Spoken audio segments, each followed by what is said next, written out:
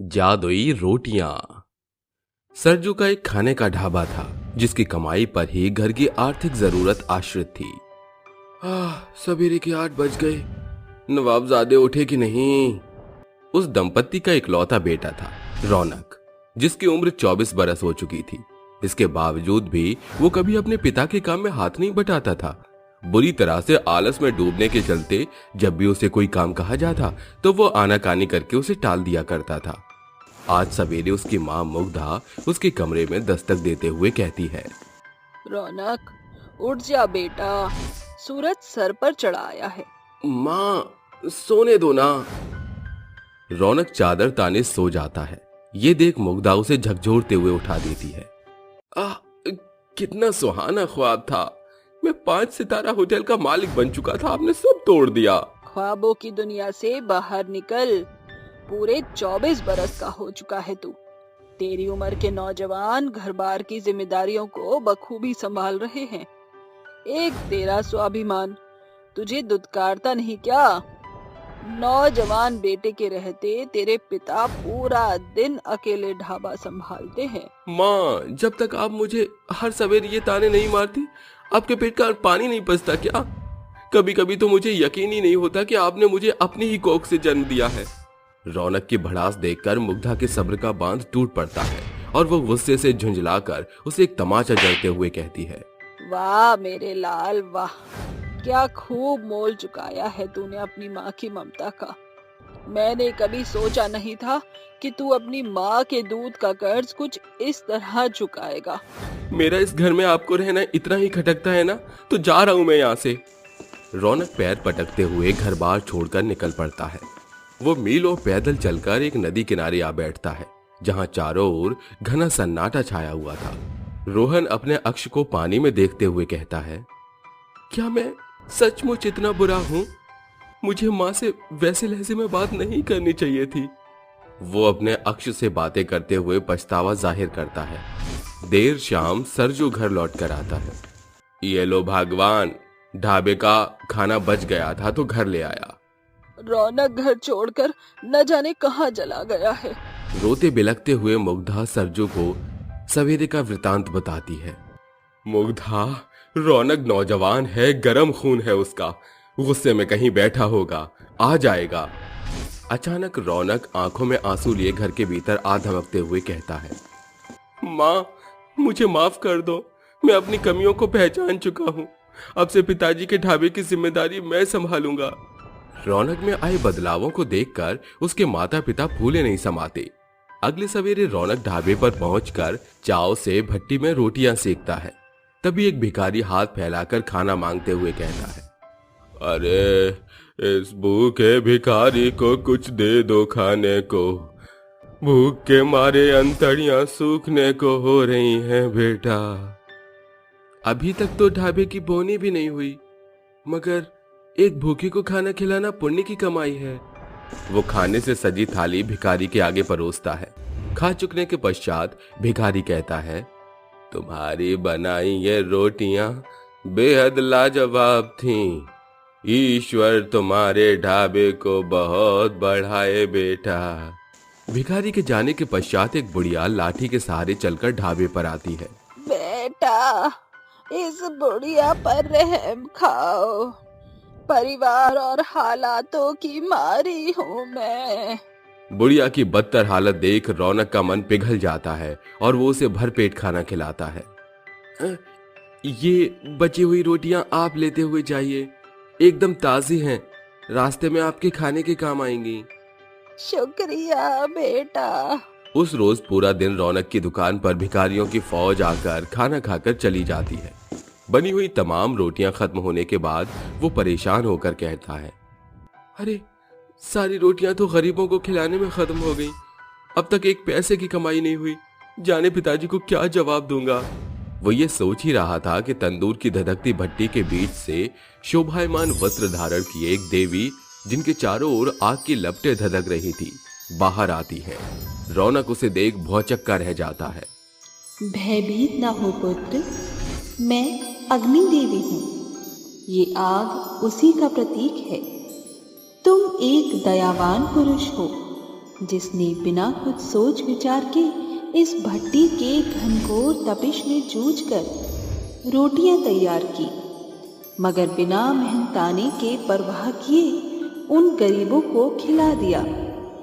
ये देख मेरा हृदय बेहद प्रफुल्लित है। मैं तुम्हें वरदान देती हूँ कि तुम्हारे ये भट्टी में एक रोटी डालने पर वो अनेकों संख्या में बदल जाएंगी।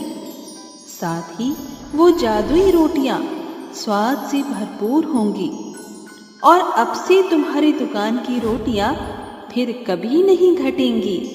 ये कहकर अग्नि देवी अदृश्य हो जाती है, जिसके बाद रौनक कहता है, कुल मिलाकर थोड़ा सा आटा है, इससे एक रोटी बनाकर देखता हूँ। रौनक आटे की एक लोई तैयार करके बेली रोटी को भट्टी में पकाता है। तभी वो एक रोटी कई सारी जादुई रोटियों से भर जाती है, जिन्हें रौनक खुश मन से बाहर निकाल कर कहता है, अरे ये जादुई रोटियां तो एकदम जिन्न के जादू की जैसी हैं, मेरी तो बल्ले बल्ले हो गई। उन जादुई रोटियों को खाने वाले लोग बखान करते हुए कहते हैं, भाई बरसों से इस ढाबे की रोटियां खाते हैं, मगर आज मानो जैसे रोटियों के स्वाद में जादू भर गया है। जादुई रोटियों का स्वाद खाने वाले सभी की जुबान पर बस जाता है। उस रोज रौनक की खूब कमाई होती है। वो घर आकर जादुई रोटियों का किस्सा अपने परिवार के साथ साझा करता है। मतलब कि अब 1 गुना आटे में 10 गुना ज्यादा रोटियां पक सकती हैं। अगली भोर दोनों मिलकर ढाबे पर रोटियां तैयार करते हैं। अरे रौनक, इतनी कंजूसी करेगा तो कैसे चलेगा? इतनी अल्प मात्रा में बनाई रोटियां तो अभी तड़के भोर खाने वाले आएंगे, उन्हीं में खत्म हो जाएंगी। दिन भर का क्या होगा बेटा? बाबूजी, ये एक साधारण लोई की रोटी भट्टी में डालते ही अनेकों जादुई रोटियों में बदल जाएगी। रौनक भट्टी में जैसे ही एक रोटी डालता है, उसी पल कई जादुई रोटियां भट्टी से बाहर आती हैं, जिससे खूब सारी रोटियों की थाक तैयार होती है। ये सब कुछ देवी की दया है। हमारी पकाई रोटियां जादुई रोटियों में बदल रही हैं। वो मिलकर बैठे लोगों को खाना परोसते हैं। गुजरते दिन के साथ चारों ओर उनकी रोटियों की वाहवाही की खबरें फैल चुकी थी। बाबूजी, मैं सोच रहा था कि हम अपनी रोटियों के दाम घटा दें। इससे खाने वाले लोगों की संख्या बढ़ेगी और हमारी जादुई रोटियों की खपत और ज्यादा होगी। वो दुकान के बाहर रोटियों का घटा दाम मोटे अक्षरों में लिखते हैं। उस रोज ढाबे पर खाने वालों की भरमार लग जाती है। अरे तुम कहां से आए हो भैया? ढाबे की रोटियों का दाम बड़ा ही कम है। खरी बात सुनी है तुमने भाई। यहाँ 10 रुपए में घी की लिपटी 6 रोटियां मिलती हैं, और इन जादुई रोटियों के स्वाद का तो पूछो ही मत, कसम से मुंह में घुल जाता है। ऐसा क्या है? आज तो मैं दबा कर खाऊंगा। ढाबे के चारों ओर सैकड़ों की संख्या के लोग खाना खाने लगते हैं। पिताजी, रोटियों के घटे हुए दाम के चलते आज हर जन और दिनों की तुलना में 4 गुना ज्यादा रोटियां खा रहा है। अरे बेटा, बतियाना बंद कर, देख परात की रोटियां खत्म होने को हैं। जैसे ही रोटियों की थाक खत्म होने को आती, देवी के वरदान के अनुसार परात जादुई रोटियों से लबालब भर जाती। अरे अब ये जादुई रोटियों का कौन सा नया करिश्मा है? देवी ने कहा था कि ये जादुई रोटियां कभी नहीं घटेंगी। शायद ये उसी का प्रताप है। जादुई रोटियों के कारण उनका ढाबा पूरी तरह से जम जाता है, जिसे हर दिन उन्हें ताबड़तोड़ कमाई होती है, जिसके द्वारा वो बड़े से आलीशान घर की नींव रखते हुए काफी धनी हो जाते हैं। और उस एक ढाबे से वो और भी कई खाने के ढाबे खोल लेते हैं। जहां दुनिया एक रोटी के लिए धूप, बरसात इत्यादि में भटकती है, आज हमने उन्हीं रोटियों से ये मुकाम हासिल किया है। आखिरकार हमारी रोटियां जादुई रोटियां जो हैं। इस तरह जादुई रोटियों की ये कहानी यहीं समाप्त होती है। श्यामगढ़ गांव में राधा नाम की औरत अपनी सास सुनंदा और ससुर गजेंद्र के साथ रहती थी। राधा का एक छोटा सा बेटा भी था। राधा के पति का देहांत तभी हो गया था जब राधा के बेटे रोहन ने जन्म लिया था। राधा के सास ससुर राधा के साथ साथ रोहन से भी नफरत करते थे। और ऐसे ही एक दिन, अरे हो करमजली, कहाँ मर गई? तेरे ऊपर घर छोड़ूंगी तो मेरा घर तो बर्बाद हो जाएगा। पर मम्मी जी, आखिर मैंने ऐसा क्या कर दिया जो आप मुझे ऐसे बोल रही हैं? हाँ, तू कुछ थोड़े ना करती है, तुझसे गलती तो अपने आप हो जाती है। मम्मी जी, मेरी गलती क्या है? आप मुझे कुछ तो बताइए। मनहूस कहीं की, एक तो तूने घर का काम नहीं किया, ऊपर से अभी तक खाना नहीं बना। तेरे ससुर को काम पर जाना है, तुम लोगों का बोझ भी तो उठा रखा है हमने। मेरे बेटे को तो तेरे बेटे ने खा लिया। जैसे ही पैदा हुआ वैसे ही मेरा बेटा चल बसा। पता नहीं कौन सी मनहूस घड़ी में तुझसे शादी की थी मेरे बेटे ने। पर मम्मी जी, इसमें रोहन की क्या गलती है? वो तो एक छोटा सा बच्चा है। मुझे तुझसे मुंह लगाने का कोई शौक नहीं है। चुपचाप से खाना टाइम पर बना ले और कुछ तो काम कर ले, क्योंकि तुझे तो घर में रहकर सिर्फ रोटियां तोड़ने की आदत हो रही है, कामचोर कहीं की। इतना कहकर सुनंदा वहां से चली जाती है। राधा अपनी आंखों में आंसू लिए खाना बनाकर अपने ससुर के कमरे में ले जाती है और अपने ससुर को खाना देकर कपड़े धोने के लिए चली जाती है।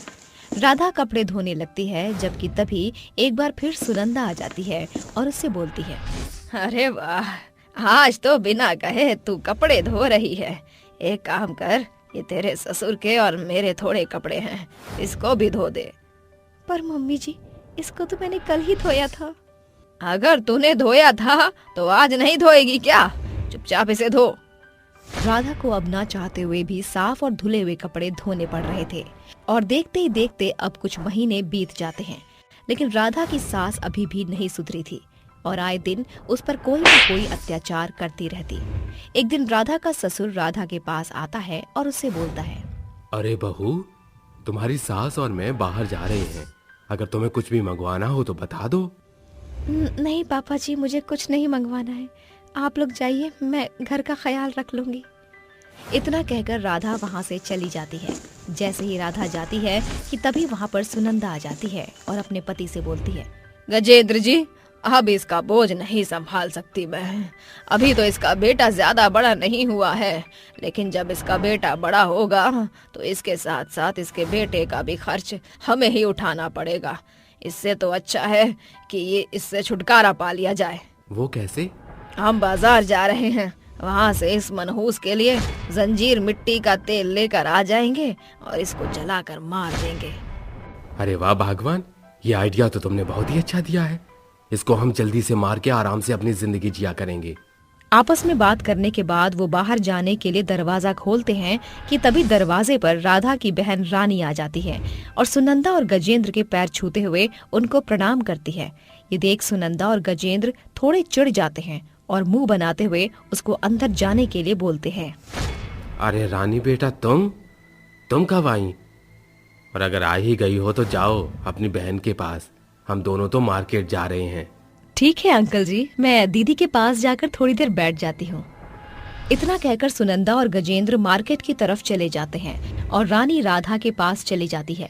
एक तरफ तो राधा अपनी बहन और अपने 2 साल के बच्चे के साथ खुशी से हंस रही थी, वहीं दूसरी तरफ राधा के सास ससुर उसे मारने का सामान ले रहे थे। राधा को ये बात नहीं पता थी कि अब उसकी जिंदगी में एक भूचाल आने वाला है। दीदी, मेरा समय हो गया है, अब मैं अपने कॉलेज जा रही हूँ। इतना कहकर रानी चली जाती है। उसके जाने के कुछ ही देर बाद राधा के सास ससुर आ जाते हैं और उससे बोलते हैं, अरे राधा, एक कप चाय बना कर ले आओ। राधा अपने सास ससुर के लिए चाय बना कर लेकर आती है। चाय पीते हुए सुनंदा राधा से बोलती है, राधा, मैं सोच रही हूँ कि क्यों ना हम पास वाले बीच पर जाकर फैमिली के साथ थोड़ा टाइम स्पेंड करें। अपने सास ससुर का बिहेवियर अच्छा देख राधा थोड़ी खुश हो जाती है। हाँ हाँ, बिल्कुल, मैं जरूर जाऊंगी आप लोगों के साथ। बेचारी राधा बहुत ही खुश हो रही थी और वो ये सोच रही थी कि अब उसके सास ससुर उससे नफरत नहीं करते, लेकिन उसे ये नहीं पता था कि शायद आज उसकी जिंदगी का आखिरी दिन भी हो सकता है। और इस तरह राधा जल्द से जल्द अपने बेटे को तैयार करती है और अपने सास ससुर के साथ बीच पर निकल जाती है। एक तरफ राधा अपने बेटे रोहन के साथ बीच पर खेल रही थी, तो वहीं पीछे से आकर गजेंद्र ने राधा के सर पर डंडे से हमला कर दिया, जिसके बाद राधा बेहोश हो गई और सुनंदा राधा के दोनों हाथों को जंजीर से बांध देती है। थोड़ी देर बाद जब राधा को होश आता है, तब वो देखती है कि उसका बेटा नदी में जा रहा है और सामने मगरमच्छ रोहन का इंतजार कर रहे हैं। वो रोते हुए बोलती है, मदद करो, कोई कोई तो मदद करो। मेरा बेटा उन मगरमच्छों के पास जा रहा है और मेरी ऐसी हालत किसने की, मुझे ऐसे किसने बांधा। वो खुद से सवाल ही कर रही थी कि पीछे से उसकी सास उसके बाल पकड़कर खींचते हुए बोलती है, तुझे हमने भगाने की कितनी कोशिश की लेकिन तू नहीं गई, इसीलिए अब तू सीधे भगवान के पास जा। राधा गिड़गिड़ाते हुए खुद की और खुद के बेटे की जिंदगी की भीख मांगने लगी, लेकिन उसके सास ससुर ने उस पर तरस नहीं दिखाया। पीछे से गजेंद्र मिट्टी का तेल लेकर आ रहा था और उसके साथ सुनंदा मशाल लेकर आ रही थी। गजेंद्र ने राधा के ऊपर मिट्टी का तेल डालना शुरू कर दिया कि तभी वहां पर राधा की बहन रानी आ जाती है और तुरंत पुलिस को फोन लगाती है। वो भागते हुए रोहन को अपनी गोद में उठाती है और एक हाथ से सुनंदा के हाथों से मशाल छीनकर पानी में फेंक देती है। ये देख सुनंदा और गजेंद्र को बहुत ही गुस्सा आ जाता है और जब वो उसको भी मारने की कोशिश करती है कि तभी वहाँ पुलिस आ जाती है और उन दोनों को अरेस्ट कर लेती है। ये सब देख राधा सुनंदा से बोलती है, मम्मी जी, आप दोनों ने आज तक मुझे अपनी बहू नहीं माना। मैं तो आपको अपनी माँ और बाबा मानती थी, लेकिन आप लोगों ने मेरे साथ क्या किया। मुझ जैसी बेबस और लाचार माँ का आप लोगों ने फायदा उठाया। मैं आप लोगों का अत्याचार सहती गई, मैं दबती गई और आप लोग हमेशा मुझे दबाते गए। अब नहीं, बस बहुत हो गया, मैं आपको कभी नहीं माफ करूंगी।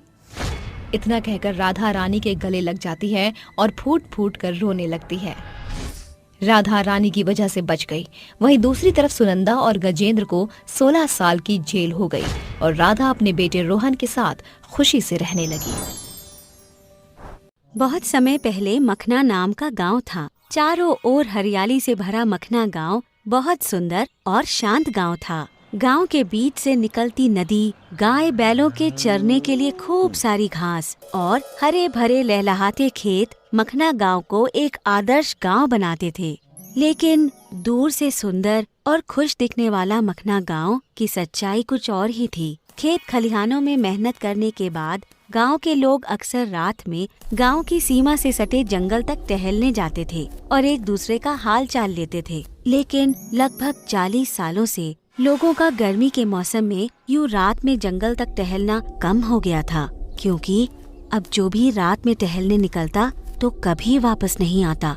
और उन सभी के वापस न आने का कारण थी एक चुड़ैल। गांव के लोगों में उस चुड़ैल को लेकर तरह तरह की अफवाहें थी। गांव के कुछ बुजुर्ग कहते, अरे भैया, हम तो सब जानत हन, ई चुड़ैल मुड़िया औरत की है, जेखो पति उसे छोड़कर चलो गयो थो। कुछ गांव वाले इस बात को सच भी मानते थे, लेकिन गांव के नौजवान इस बात से सहमत नहीं थे। जहां बुजुर्ग ये बात बोलते कि तभी कोई नौजवान खड़ा होता और बोलता, अरे ई बुढ़ाऊ सब झूठ बोल रहे हैं। हम कह रहे हैं ई चुड़ैल राजा की पहली लुगाई की है, जेकर राजा ने नई लुगाई के चक्कर में छोड़ दियो। गुस्से में पहली लुगाई ने फांसी लगा ली और तब से राजा जी की बदनामी के लिए ई गांव के लोगों को उठा रही है। उस चुड़ैल के बारे में गांव के हर शख्स की अपनी अलग अलग कहानी थी, लेकिन सब के सब सच्चाई से कोसों दूर थे। गर्मी के मौसम में रात में ना निकलना लोगों के लिए काल समान था, क्योंकि गांव में रात में ही ठंडक होती थी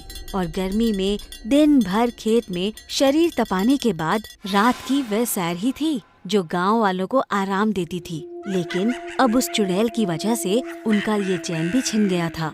गांव के बड़े तो इस सच्चाई को अपना चुके थे, लेकिन बच्चों को उस चुड़ैल से दूर रखना मुश्किल हो गया था।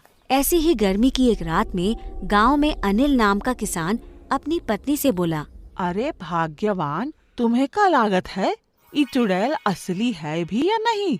ऐसा तो नहीं कि कोई आदमी ही ये सब कर रहो होए, बाहर निकलनो तक मुश्किल कर दियो है। उसकी पत्नी बोली, हमका क्या पता, हम थोड़ी ना जी देखे हैं उस चुड़ैल को। अनिल और उसकी पत्नी के बीच ये बात चल ही रही थी कि अचानक अनिल को उसके पड़ोसी नंदू की चिल्लाने की आवाज आई। बाहर आकर जब अनिल ने नंदू को देखा तो नंदू पागलों की तरह मेरा बेटा चिल्ला रहा था।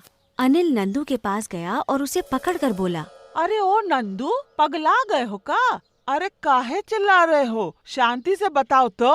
लेकिन नंदू मेरा बेटा चिल्लाता रहा। अनिल नंदू को उसके घर के अंदर ले गया और उसे पानी पिलवाया। उसके कुछ शांत होने पर अनिल बोला, हाँ भैया, अब बताओ क्या समस्या है? नंदू बोला, अरे अनिल, मेरा बेटा जीतू चुड़ैल ओखा उठा कर ले गई। जीतू बार बार बाहर जाने की जिद कर रही थी। हमने समझा बुझा के कहो कि घर में रहियो तो गिलास भर शरबत मिलिए, तो वो घर में रहने को मान गयो। लेकिन मारे शरबत बनाते जाते ही सट्टे से वो गायब। बाहर आकर देखो तो वो चुड़ैल नंदू को लेकर आसमान में गायब। मारा बेटा ले गई, वो चुड़ैल मारा बेटा ले गई। लुगाई तो पहले ही चली गई थी, अब मारे बेटे को भी ले गई करमजली। ये कहकर नंदू जोर जोर से रोने लगा। अपने दोस्त को यूं रोता हुआ देखकर अनिल से रहा नहीं गया और वो नंदू को शांत कराने लगा। नंदू को शांत कराकर अनिल अपने घर आ गया और अपनी पत्नी से बोला, बहुत भाव, अब और नहीं, ये चुड़ैल का तो कोनो बंदोबस्त करनो ही पड़ोगो। ये सुनकर अनिल की पत्नी बोली, हाँ लेकिन आप करी है का? अनिल बोला, वो तो अब कल ही पता चली है। अगले दिन अनिल ने गांव के सभी लोगों को पंचायत भवन में इकट्ठा किया। वहाँ पर गांव के सभी बुजुर्ग और भूत चुड़ैलों का ज्ञान रखने वाले लोग भी अनिल ने बुलाए थे। उन सब के शांति से पंचायत में बैठने के बाद अनिल बोला, तो जैसा कि आप सभी जानत हैं कि पिछली रात महरे पड़ोसी और ई गांव के बहुत अच्छे नागरिक नंदू भैया के बेटे को चुड़ैल उठाकर ले गई। हम इस सभा में आप सबके सामने इस शपथ लेवत हैं कि उस चुड़ैल को खत्म करके रहेंगे, लेकिन ओखे लिए हमका आप सभी की जरूरत पड़ी। सभी गांव वाले अनिल की इस बात से सहमत हो गए और उस चुड़ैल से छुटकारा पाने के लिए अनिल की मदद करने को तैयार हो गए। अब सभी गांव वाले इस पंचायत में बैठकर उस चुड़ैल से छुटकारा पाने की तरकीब सोचने लगे। लगभग 3 घंटे बहुत सोचने के बाद पूरी सभा ने एक तरकीब बनाई और उस रात ही उस तरकीब को आजमाने को लेकर सब सहमत हो गए। उस रात जैसे ही सूरज ढला और आसमान में अंधेरा छाया, वैसे ही उस तरकीब में शामिल सभी गांव वाले अपनी अपनी भूमिका निभाने के लिए तैयार हो गए। रात होते ही अनिल अपने घर से बाहर निकलकर अपने खेत के पास जाने लगा। जैसे ही अनिल घर से थोड़ा आगे बढ़ा कि तभी उसे ऐसा लगा जैसे कोई उसके पीछे पड़ा है, लेकिन जब उसने मुड़कर देखा तो उसके पीछे कोई नहीं था। खेत से थोड़ी ही दूरी पर जब अनिल जाकर रुका तो उसने दोबारा पीछे मुड़कर देखा तो उसके होश उड़ गए। असल में उसके पीछे इतनी देर से वो चुड़ैल आ रही थी। उस चुड़ैल को देखते ही अनिल ऊपर से लेकर नीचे तक कांप गया, लेकिन वो चुड़ैल कुछ करती कि तभी वहाँ छुपा हुआ भूत भगाने वाला तांत्रिक बाहर आ गया और इस चुड़ैल पर उसने जादुई भस्म फेंक दी। चुड़ैल पर जादुई भस्म पड़ते ही उसकी शक्ति कमजोर पड़ गई और वो वहीं गिर गई। चुड़ैल के गिरते ही सभी गांव वाले घरों से निकलकर उसके आसपास इकट्ठा हो गए और हैरानी से उसे देखने लगे। तभी भीड़ में से अनिल निकला और उसने उस चुड़ैल को चिल्लाते हुए कहा, बोल बोल, तूने मारे पड़ोसी नंदू के बेटे जीतू को कहाँ छुपायो है? जिन का तूने गायब करो थो सारे के सारे अभी के अभी वापस ला, नहीं तो तुझे अभी ई तांत्रिक से भस्म करवा दिए। अनिल के ये कहते ही वो चुड़ैल बोली, मुझे भस्म मत करना, लाती हूँ, अभी गायब लोगों को वापस लाती हूँ। ये कहकर वो चुड़ैल सभी गांव वालों को वापस ले आती है। लोगों के वापस आते ही अनिल ने चुड़ैल से पूछा, अब बोल, ये सब लोगों को गायब तूने काहे किया? बोल। वो चुड़ैल बोली, आज से लगभग 40 साल पहले मैं भी खुशी खुशी पास के गांव में रहती थी। एक बार गर्मी की मौसम में मुझे किसी काम से शहर जाना पड़ा और शाम तक लौटते लौटते मेरा पानी खत्म हो गया था। मैं इस गांव के जंगल से होकर अपने गांव की तरफ बढ़ ही रही थी कि मुझे तभी इस गांव के 2 आदमी मिले। उनसे मैंने जब पानी मांगा तो उन्होंने मुझे पानी देने के बजाय मुझे जंगल में वहीं बांधकर मेरा सारा पैसा लूट लिया और मुझे बांधकर चले गए। मैं प्यासी चिल्लाती रही पर कोई मेरी मदद करने नहीं आया और प्यास के कारण मेरी रात में ही मौत हो गई। तब से मैंने कसम खा ली कि इस गांव को बर्बाद करके रहूंगी। ये सुनकर अनिल बोला, तो 2 आदमियन के बुरे कर्मन की सजा तू मासूम से बच्चे को भी देगी? तेरे साथ जो भयो गलत भयो, लेकिन तोखा हम और जिंदगियन के संग खेलन नहीं दे सकथन। ए तांत्रिक, भस्म कर दे चुड़ैल का। अनिल के ये कहते ही उस तांत्रिक ने चुड़ैल पर ऐसा मंत्र फूका कि अचानक वो चुड़ैल जलने लगी और आसमान में उड़कर राख हो गई। इसके बाद अनिल ने गांव वालों से कहा, आज से अभी से गांव की सीमा पर हर राहगीर के लिए एक पियाऊ लगवाना चाहिए, जो हम सब मिलकर बनवाइन। अनिल की इस बात से सभी सहमत हो गए और उसकी तारीफ करने लगे। उस दिन के बाद से सभी मखना गांव में शांति से रहने लगे और अब कोई भी राहगीर गर्मी के मौसम में मखना गांव से प्यासा नहीं जाता था। 10 सर वाली जादुई सोने की गाय। रामू एक गरीब किसान था। उसका मुख्य काम गाय पालना और उनका दूध बेचना था। वो दिन रात खेतों में मेहनत करके घास इकट्ठा करता और शाम में अपनी गाय को खिला देता। ऐसे ही उसकी जिंदगी गुजर रही थी। एक दिन रामू अपने ग्राहक रोहन से कहता है, भाई साहब, अब मैं आपको दूध नहीं दे सकता। क्यों रामू, क्या हो गया? सब ठीक तो है ना? हाँ भाई, बस मेरी एक गाय गर्भवती है और उसने दूध देना बंद कर दिया है और बाकी भी कुछ बीमार हैं। लेकिन भाई, हम दूध कहाँ से लेंगे? हमें तुम्हारे यहाँ का दूध ही बहुत अच्छा लगता है। उसमें बिल्कुल भी मिलावट नहीं होती। भाई साहब, आप किसी और से दूध ले लीजिए। कुछ दिनों की बात है, फिर मैं आपको दोबारा दूध दे दिया करूँगा। ठीक है भाई, मैं देख लूँगा किसी और दूध वाले को। फिर रामू गांव में घूम रहा होता है। तभी रोहित काका उससे बोलते हैं, अरे रामू, अरे सुना है तुम्हारी गाय गर्भवती है। सुन, जब गाय बछड़ा दे देगी तो मुझे भी उसका दूध चाहिए। तेरे यहाँ का दूध बहुत अच्छा होता है। ठीक है काका, जैसा तुम चाहो। मैं तुम्हें मना थोड़ी ही कर सकता हूँ। इतना कहकर रामू और आगे चलता है। फिर रोहतास उसको बोलता है, अरे रामू भाई, तेरी गाय गर्भवती है। अरे मुझे भी दूध चाहिए था। जब मेरी गाय दूध देने लगेगी मैं तुम्हें दूध दे दिया करूँगा। अभी तुम्हें कुछ दिन इंतजार करना होगा। फिर रामू घर आ जाता है और कुछ समय बाद वो दिन आ जाता है जिस दिन गाय एक बच्चे को जन्म देती है। लेकिन एक अजीब घटना घट जाती है। रामू बछड़े को देखकर कहता है, अरे ये कैसी बछिया है? इसके तो 10 सर हैं और इसका रंग भी सोने जैसा है। तभी पड़ोस वाले भी आ जाते हैं और 10 सर वाली सोने की बछिया को देखकर वो बोलते हैं, अरे रामू की गाय ने तो किसी राक्षस को जन्म दिया है। देखो भाइयों, उसके 10 सर हैं और सोने जैसा रंग है। हाँ भाई, तुम सही बोल रहे हो। ऐसी कोई बच्चियाँ होती ही नहीं है। हाँ भाई, ये तो राक्षस ही है। इसको मार दो, वरना ये सबको मार देगी। सबकी ऐसी बात सुनकर रामू कहता है, नहीं, मुझे अपनी गाय से बहुत प्यार है और मैं उसके बच्चे को मार नहीं सकता। ये जैसी भी है, इसका बच्चा है और मैं इसका पालन करूँगा। सुन भाई रामू, तेरी गाय हमें सही नहीं लगती। ये कोई भूत या चुड़ैल तो नहीं जो 10 सर वाली सोने की बच्चिया को जन्म दे दे। आप ये कैसी बातें कर रहे हो? आप लोग तो कुछ दिन पहले तक सभी इसी का ही दूध पीते थे और आज सब ऐसे ही ताने मार रहे हो। ठीक है, जैसी तेरी मर्जी। रोहन, रोहतास, तुमने कहा था ना कि तुम मुझसे दूध लोगे। अब मेरी गाय दूध देने लग जाएगी तो तुम कल से दूध लेने आ जाना। ना भाई, हम नहीं आएंगे। तेरी इस गाय का दूध हमें नहीं पीना। क्या पता हमें भी कुछ हो जाए तो। और वैसे भी सब बोलते हैं ये कोई आम गाय नहीं है। रामू सबसे दूध लेने को बोलता है, लेकिन सब उसे यही बोलकर मना कर देते हैं कि गाय ने 10 सर वाली सोने की बछिया को जन्म दिया है, वो राक्षस हो सकती है। फिर शाम को गांव का सरपंच कुछ लोगों के साथ रामू के घर आता है। सुन भाई रामू, गांव वालों ने फैसला किया है, या तो तू अपनी 10 सर वाली सोने की बच्चिया को मार दे या उसे कहीं छोड़ कर आ जा। वो डरावनी बच्चिया इस गांव में नहीं रहेगी। आप ये कैसी बातें कर रहे हो सरपंच जी? बच्चिया भी भला डरावनी होती है क्या? वो मेरी गाय का बच्चा है और मैं उसे उसकी माँ से दूर नहीं कर सकता। ठीक है, फिर उसे दूर मत कर। हम गांव वाले तुझे इस गांव से ही दूर जाने को कहते हैं।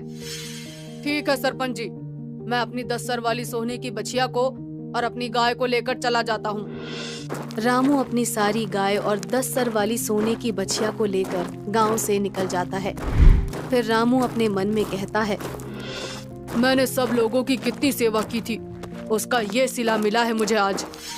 रामू अपनी सारी गाय को लेकर जंगल में चला जाता है और वहीं एक झोपड़ी बनाकर गाय को रखने लगता है। रामू इधर उधर से और गायों को लाकर खाना खिलाता था। मेरे खाने के लिए कुछ नहीं है, पर मैं अपनी गायों को भूखा नहीं रखूंगा। उनके लिए घास लेकर आ जाऊंगा। रामू के खुद के खाने के लिए कुछ नहीं था, पर वो गायों को खूब खिलाता था। ये देखकर 10 सर वाली सोने की बछिया बहुत परेशान होती थी। धीरे धीरे बछिया बड़ी होने लगी और वो गाय बन गई। रामू रात में परेशान बैठा था और कुछ सोच रहा था। तभी 10 सर वाली सोने की गाय उसके पास आती है और बोलती है, रामू क्या हुआ, क्या सोच रहे हो? रामू ये सुनकर थोड़ा घबरा जाता है और इधर उधर देखता है, पर वहाँ सिर्फ 10 सर वाली सोने की जादुई गाय ही थी। क्या तुम बोल सकती हो? हाँ। क्या ये तुमने बोला? हाँ, ये मैं ही हूँ। मैं कोई साधारण गाय नहीं हूँ, मैं एक जादुई सोने की गाय हूँ। तो तुम बोल कैसे सकती हो? ये सब क्या हो रहा है? तुम्हारे गांव वालों ने सच कहा था कि मैं एक चुड़ैल थी। मैंने बहुत बुरे काम किए थे, जिस वजह से मुझे इस जन्म में ऐसा रूप मिला, और ये जन्म मेरे कर्मों को सुधारने के लिए मुझे मिला है। मैं दुखी लोगों की मदद करके अपने किए गए बुरे कार्यों से छुटकारा पाऊंगी। अच्छा, पर तुम बहुत अच्छी हो। अच्छे तो तुम हो। मेरी वजह से तुम अपने गांव और अपनों से इतनी दूर आ गए हो। इसके बदले मैं तुम्हें वो सब दे सकती हूँ जो तुमको चाहिए। मुझे कुछ नहीं चाहिए। जो भी मेरे पास है मैं उसमें बहुत संतुष्ट हूँ। ठीक है। फिर जादुई सोने की 10 सर वाली गाय वहाँ से चली जाती है। सुबह रामू चारा डालने जाता है तो देखता है उस 10 सर वाली गाय अपने मुंह से बहुत सारे हीरे दे रही है। रामू उससे पूछता है, तुम ये सब कैसे कर सकती हो? जादुई सोने की 10 सर वाली गाय रामू को कुछ नहीं बोलती। फिर रामू सारे हीरे उठा लेता है। फिर रात में रामू सो रहा होता है तो जादुई सोने की 10 सर वाली गाय उसके पास आती है। रामू, मैं जादुई सोने की गाय हूँ, पर मैं दिन में नहीं बोल सकती। रात में मैं बात कर सकती हूँ। मैं तुम्हें बहुत अमीर बना दूंगी। जो भी तुम चाहो मुझसे मांग सकते हो। मुझे कुछ नहीं चाहिए। जो तुमको देना हो तुम दे सकती हो। मैं वो सब तुम सब गायों की देख रेख में लगा दूंगा। ठीक है, फिर रोज मैं तुम्हारी जरूरतों के लिए तुमको नई नई चीजें दिया करूंगी। तुम सुबह आकर मुझसे ले जाना। ठीक है 10 सर वाली जादुई सोने की गाय। फिर रामू सो जाता है और गाय वापस चली जाती है। रामू सुबह जाकर देखता है 10 सर वाली जादुई सोने की गाय इस बार अपने मुंह से पैसे निकाल रही थी। रामू पैसे उठा लेता है और गाय का चारा लेकर आता है। अगले दिन रामू को बहुत सारे कपड़े मिलते हैं। तुम्हारा बहुत बहुत शुक्रिया 10 सर वाली जादुई सोने की गाय, पर मुझे कुछ ही कपड़े चाहिए, तो बाकी मैं बाजार में बेच कर आता हूँ। फिर रामू कपड़ों को बाजार में बेच आता है। ऐसे करते करते जादुई सोने की 10 सर वाली गाय रामू को एक एक चीज देती रहती थी और रामू उसका अच्छे से इस्तेमाल करके अमीर बन जाता है। उसको अमीर बनता देख लोगों को लगता है कि रामू कोई चोरी करने लगा है। देखो भाइयों, ये रामू दिन पर दिन अमीर बनता जा रहा है। जरूर कोई माजरा है, पता करना होगा। हाँ भाई, चलो पता करते हैं। फिर वो लोग रामू पर नजर रखते हैं तो उन्हें पता चलता है कि रामू की 10 सर वाली जादुई सोने की गाय उसे हीरे, पैसे, कपड़े, खाना और सब कुछ दे रही थी और रामू अपनी जरूरत की चीजें उठा रहा था। तब गांव वालों को लगता है, अरे भाई, जिस गाय को हम चुड़ैल बता रहे थे वो तो 10 सर वाली जादुई सोने की गाय निकली। हाँ भाई, वो रामू की बहुत मदद कर रही है। हमें उस जादुई सोने की 10 सर वाली गाय को चुराना होगा, फिर हम भी अमीर बन सकते हैं। फिर गांव वाले 10 सर वाली जादुई सोने की गाय को चुराने आ जाते हैं, लेकिन गाय रात में बोलती थी। जैसे ही गांव वाले उसे खोलते हैं वो बोलती है, देखो चोर आ गया, देखो, अरे बचाओ मुझे, मुझे बचाओ। रामू अपनी जादुई सोने की 10 सर वाली गाय की आवाज सुनकर आता है, पर वो लोग डरकर भाग जाते हैं। 10 सर वाली जादुई सोने की गाय की सच्चाई सभी गांव वालों के सामने आ जाती है। रामू फिर सबको कहता है, देखा, आप लोगों ने जिस 10 सर वाली गाय को राक्षस बताया, आज उसकी वजह से मैं कहां से कहां पहुंच गया। सभी गांव वालों को अपने किए का पछतावा होता है। फिर रामू वहीं रहकर अपना जीवन यापन करता है और एक सुखद जिंदगी जीता है। फिर एक दिन उसकी 10 सर वाली जादुई सोने की गाय उसे बहुत सारा सोना, हीरे और कपड़े देकर रामू से कहती है, रामू, मैंने तुम्हारे साथ जो समय बिताया उससे मेरे कर्म शुद्ध हो गए। अब मुझे वापस जाना होगा। तुम बहुत अच्छे और नेक दिल हो। अब तुम्हें कभी भी किसी चीज की जरूरत नहीं होगी। सदा सुखी रहो। इतना कहकर 10 सर वाली जादुई सोने की गाय देखते देखते गायब हो जाती है। सास बहू की टमाटर की खेती। रजनी घूंघट ताने रसोई घर के भीतर से निकलकर कहती है, ये लीजिए बाबूजी, प्याज और रोटी है। हिचकिचा क्यों रही हो बहू? ईश्वर भूख मिटाने को इतना भी दे रहा है, बहुत है। रजनी के घर में आर्थिक अभाव की झलक साफ दिखाई पड़ रही थी। घर के उसारे में एक टूटी खटिया थी। चारों ओर मक्खियां भिनभिना रही थी। घर का ढांचा एकदम पुराना था। छत के नाम पर टूटी फूटी छप्पर चढ़ी हुई थी और सूती की फटी पुरानी साड़ी पहने रजनी की सास लाली माथे पर हाथ धरकर कहती हैं, जाने हमको इतना कष्ट ईश्वर क्यों दे रहा है। माँ जी, अगर आज हम दुख सह रहे हैं तो कल सुखी भी रहेंगे, आशा मत खोइए। बहुरिया, जवानी से बुढ़ापा आ गया। ये घनघोर गरीबी देखते हुए बाल भी सफेद हो गए। अब क्या सुख भोगने को मिलेगा। रात होते ही दोनों बाप बेटे घर लौटते हैं और वह खाने की थाली पर बैठे ही होते हैं कि अचानक साहूकार दरवाजा पीटकर कहता है, सोहन, अरे ओ चंपकलाल, कहाँ मर गया? बाहर निकल। क्या हुआ धनीलाल, इतनी रात को क्यों हल्ला मचा रहे हो? वाह जी वाह, अगर मेरे आने से इतनी ही दिक्कत है तो मेरा कर्जा क्यों नहीं लौटा देता। मुझे इस झोपड़ी में आना अच्छा नहीं लगता है, वो भी रोज रोज।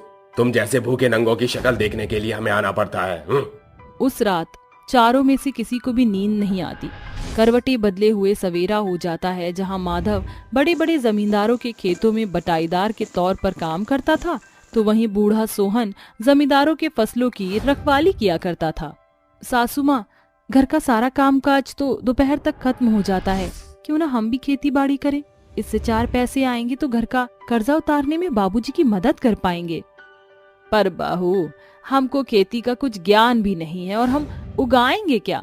सासू माँ, इस समय बाजार में सबसे ज्यादा महंगा अगर कुछ है तो वो है टमाटर, और फिर भी उसके मांग सबसे ज्यादा है। पर बहू, हमें तो टमाटर की खेती का कुछ अनुभव ज्ञान भी नहीं, और टमाटर उगाने के लिए जगह भी तो चाहिए। हमारे घर के पीछे जो खाली जगह है वहीं हम टमाटर उगाएंगे। दोनों सास बहू कुदाल के सहारे पूरे मैदान को साफ करके कहती हैं, सफाई तो हो गई, अब हमें टमाटर की खेती के लिए सबसे पहले यहाँ टमाटर के बीज बोने हैं, और उसके लिए ये टमाटर के बीज एकदम लाभकारी और किफायती हैं। बहू, तेरे पास इतने टमाटर के बीज कहाँ से आए? ये वो टमाटर के बीज हैं जो गर्मी से सरगल जाते थे, तो मैं उनके बीजों को धोकर सुखाकर बटोर कर इकट्ठा किया करती थी, क्योंकि मैं जानती थी एक दिन ये जरूर काम आएंगे। शाबाश बहू। हमें पतली क्यारी बनाकर 3 मीटर दूरी पर 2-2 टमाटर के बीजों को बोना है। दोनों कड़ी मेहनत के साथ पसीना बहाकर बीजों की रोपाई करती हैं। फिर तकरीबन 1 हफ्ते बीतने पर टमाटर पौधों को उगता देख लाली खुशी से उछलते हुए कहती है, बहुरिया, सारा काम धंधा छोड़कर जल्दी से यहाँ आ जा। रजनी जैसे ही वहाँ आती है तो वह देखती है कि टमाटर के बीजों में से नन्हे पौधे निकल आए हैं और उन्हें पीले नन्हे फूल खिले हैं। माँ जी, अभी इस टमाटर के पौधे में फल लगने में कुछ दिन और लगेंगे। कुछ दिन और बीतने के साथ टमाटर के पौधे तेज रफ्तार के साथ बढ़ने लगे और उनमें लाल लाल टमाटर उगाते हैं। अरे बहू, जल्दी से टोकरी ले आ। दोनों सास बहू टोकरी लेकर टमाटर के खेत में खड़ी होकर कहती हैं, आखिरकार हमारी मेहनत रंग ले ही आई सासू माँ। मैंने तो सोचा ही नहीं था कि हमारे उगाए टमाटर इतने लाल, रसीले और बड़े बड़े उगेंगे। हमें बड़ी ही सावधानी से इन टमाटर को तोड़ना होगा। दोनों की टोकरी लाल रसीले टमाटर से लबालब भर जाती है, जिन्हें लेकर वो बाजार में बेचने पहुंचती है। टमाटर ले लो, ताजे रसीले ले लो, लाल टमाटर ले लो। इतना गला फाड़ने पर भी कोई नहीं आ रहा। ऐसे तो हमारी महीनों की मेहनत पर पानी फिर जाएगा। सासू माँ, अगर हम बाजार की सभी टमाटर वालों से थोड़े कम दर पर टमाटर बेचे तो? दोनों सास बहू जोर शोर के साथ टमाटर बेचना शुरू करती हैं कि देखते देखते उनकी दुकान के इर्द गिर्द सैकड़ों लोगों की भीड़ लग जाती है और टमाटरों की लूटपाट हो जाती है। देखिए सासू माँ, एक भी टमाटर नहीं बचा। दोनों एक साथ घर पहुंचती हैं। रजनी टमाटर की बिक्री से कमाए पैसों को सोहन के हाथ में रखकर देकर कहती है, ससुर जी, ये पैसे आप उस साहूकार को लौटा दीजिए। लेकिन बहू, तुम्हारे पास इतने पैसे कहाँ से आए? मैंने और सासू माँ ने घर के पीछे वाले कूड़े के ढेर को साफ करके वहाँ कुछ टमाटर की खेती की थी। ये पैसे उन्हीं टमाटर को बेचकर मिले हैं। सोहन उन पैसों से साहूकार का कर्जा चुका देता है और फिर अभी हमारे पास कुछ पैसे शेष हैं। रजनी, अब से हम और पिताजी भी तुम्हारी और माँ के साथ टमाटर की खेती करेंगे। हाँ, किसी की चाकरी करने से तो अच्छा है कि हम सभी मिलजुल कर एक साथ टमाटर की खेती करें। वैसे भी सालों से हमारा वो 2 एकड़ का खेत खाली और बंजर पड़ा हुआ है, क्यों ना हम वहीं पर टमाटर की खेती करें। इन बचे हुए पैसों से हम टमाटर के बीज खरीदकर टमाटर की खेती कर सकते हैं। चारों एक साथ मिलकर बंजर खेत को जोत कर कहते हैं, समय इतना कम है और हमें आज ही बीज बोना है। ससुर जी, आप और माधव जल्दी से क्यारियां बनाना शुरू कीजिए। मैं और सासू माँ टमाटर के बीज बोते हैं। चारों मिलकर टमाटर के बीजों की रोपाई करते हैं। कुछ दिनों के बाद वो अंकुरित होकर नन्हे पौधे बन जाते हैं, जिनमें छोटे नन्हे फूल के साथ हरे टमाटर उगाते हैं। ये क्या, इन टमाटरों के पौधों में तो कीड़े लग गए हैं। हमें इनमें खाद डालना होगा और कीटनाशक दवाई का छिड़काव भी करना होगा ताकि टमाटर की पैदावार अच्छी हो सके। और ये खरपतवार भी उखाड़ कर फेंकने होंगे, वरना ये टमाटर के पौधों को बढ़ने नहीं देंगे। दिन गुजरते चले जाते हैं और टमाटर के पौधे बड़े लाल टमाटर के पेड़ में बदल जाते हैं और उन्हें ट्रैक्टर वाला पर लाद देते हैं कि ट्रैक्टर वाला कहता है, भाई जी, थारे टमाटर तो बड़े ही सुथरे और लाल हैं। 2-4 किलो तो मारे को ही बांध दो। टमाटर ट्रैक्टर पर लाद कर वो उन्हें बाजार में बेचने पहुंचते हैं। टमाटर ले लो, आ जाओ भैया, और ले जाओ सस्ते लाल रसीले टमाटर। अरे दादा, कितने बड़े बड़े लाल टमाटर हैं। अरे ओ टमाटर वाले, कैसन बेचत हो ये टमाटर? 30 रुपए किलो है काकी, और 100 के 5 किलो। का इतना सस्ता? अरे ओ लड्डू के भैया, जल्दी से झोला खोलो, तुम जल्दी से 10 किलो टमाटर बांध दो। अरे वाह भैया, तुम तो बड़ा ही सस्ता टमाटर बेचे तो।